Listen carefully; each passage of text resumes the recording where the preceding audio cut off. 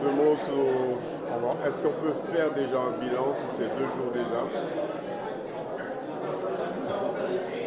Je ne veux pas être prétentieux, mais un bilan positif au niveau de l'organisation. On a une très belle mobilisation. On a pratiquement tous les présidents et présidentes des régions ultrapériphériques, des représentants de l'Espagne, du Portugal, de la France.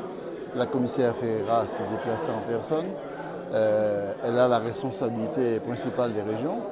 Et donc à ce titre-là, on a pratiquement tout le monde pour pouvoir débattre et discuter. La deuxième chose, c'est que depuis les Açores, c'est-à-dire en novembre, la première déclaration a été faite pour le renouvellement de la stratégie des relations entre l'Europe et les régions ultrapériphériques. Les déclinaisons dans les États ont été parfaites. On n'a pas eu trop de décalage par rapport à ce que nous exigeons, nous demandons pour mieux adapter les politiques européennes à nos pays. Et surtout pour être les acteurs centraux du développement et ne pas être dans un système de dépendance en termes de stratégie de développement. Ça s'est aussi décliné au niveau de la Commission européenne, parce que c'est un processus. Au début de mai, la déclaration de la Commission européenne est conforme à ce qu'on attendait sur les grands principes. Dernière chose, il nous reste bien sûr les conclusions de cette réunion, et on est assez unanime pour dire qu'il faut absolument une méthode, qu'il faut absolument que l'article 349 soit bien appliqué. C'est l'article qui codifie les relations entre l'Europe et les RUP. Et troisième chose, qu'il y a des actions et un cadre opérationnel, un agenda à mettre sur pied pour éviter de faire des déclarations et puis des déclarations, il n'y a rien à faire.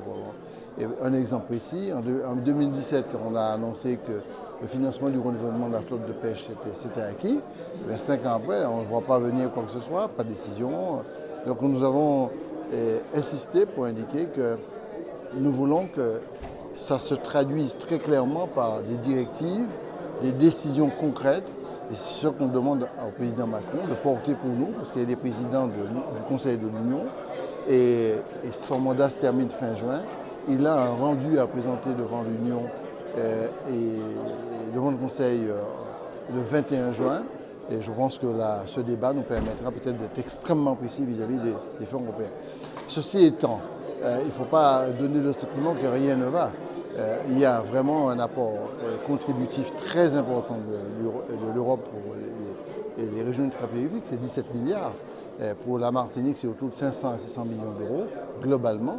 Et à ce titre-là, l'impact financier et budgétaire de la contribution européenne dans le développement local est très intéressant. Mais paradoxalement, si on ramène ce chiffre-là par rapport à la réalité sociale et économique, il y a quand même paradoxalement trop d'inégalités, trop de chômage, une santé qui est défaillante, des infrastructures qu'il faut complètement moderniser, un taux de chômage très élevé, beaucoup d'insalubrité. Donc on a à la fois des masses financières très importantes et des inaboutissements de politiques qui pourraient permettre de diminuer l'impact du chômage sur la société. Ce qui fait qu'il y a un malaise qui se crée, malgré l'importance de ces fonds. C'est dans ce cadre-là que nous demandons à ce que les stratégies européennes et nationales ne viennent pas comme des dons ou des financements qui accompagnent le handicap. Oui, il y a des handicaps structurels parce que c'est éloigné. Oui, il y a des handicaps structurels parce que notre marché est petit, c'est 350 000 personnes. Mais en même temps, il faut absolument regarder les richesses. Et parmi les richesses puissantes qu'il y a aujourd'hui, ce sont des richesses géostratégiques et géopolitiques, ce sont des richesses océaniques, écologiques, naturelles. Le positionnement de ces pays-là dans le voisinage est assez obsolète. Alors, il n'y a absolument pas de dynamique de relation. Il faut aller beaucoup plus loin pour que la contribution européenne accompagne la modification de la stratégie de développement comme un nouveau modèle économique, une nouvelle structuration de développement. Un exemple très précis, ça concerne l'alimentation.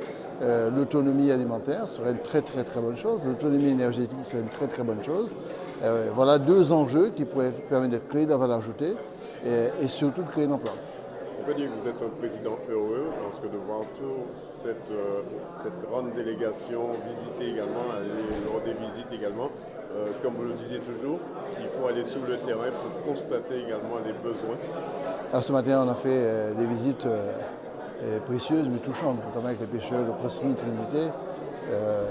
On a vu des jeunes qui sont très déterminés et qui se trouvent dans un contexte politique et financier. Ces pêcheurs ne sont pas suffisamment aidés, notamment en matière de renouvellement de la flotte. Donc, je pense que Les représentants de la commissaire ont été très marqués par les interventions de ces jeunes-là. On est passé de 1200 pêcheurs à un peu moins de 500 pêcheurs. Ça montre bien qu'il y a un malaise. En même temps, on a une présence de jeunes pêcheurs qui montre bien que la politique de la pêche peut fonctionner si on donne les moyens clairs. On n'est pas en surpêche, on est en sous-pêche. Donc l'Europe doit avoir un regard totalement différent. Et puis nous sommes sur la politique de renouvellement énergétique, de mutation énergétique, de mutation écologique. Ce que nous avons visité, bon, c'est un exemple qui est quelquefois contesté, mais il faut absolument qu'on puisse avancer sur d'autres formes de production énergétique, notamment tout ce qui concerne la géothermie et plus particulièrement le solaire. Et puis le troisième élément, c'est la canne, le sucre. Le Galion reste une industrie très aidée par les collectivités territoriales. Mais si on ne mène pas un plan canne pour augmenter le volume de production de la canne et qu'on n'a pas des stratégies pour améliorer la productivité interne en termes de richesse saccharine, on risque d'avoir un Galion en difficulté qui sera peut-être demain matin obligé d'importer des choses pour pouvoir transformer. Il ne faut pas qu'on arrive là. Ça nous a mis en évidence le besoin d'un plan de relance. J'avais déjà fait un plan de relance il y a 7 ans de ça. On pourrait avoir un plan de relance canne parce que les distilleries en ont besoin et l'usine du Galion en a besoin. Donc toutes ces visites sont en caractère très concret. La Martinique peut se flatter d'avoir cette première conférence ministérielle en Martinique.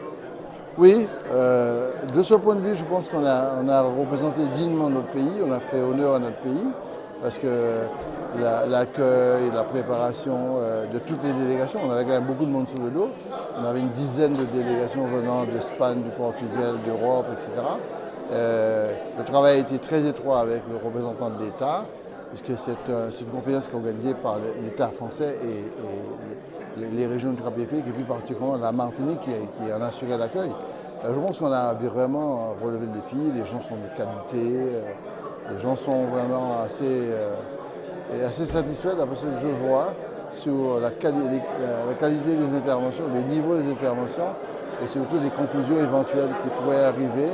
Je pense que les acteurs économiques seront très attentifs aux conclusions puisque nous allons très très loin sur les possibilités de croissance, de nouvelles croissances et surtout des capacités et des possibilités de mieux soutenir les entreprises. Président Letchimy, je vous remercie. Merci.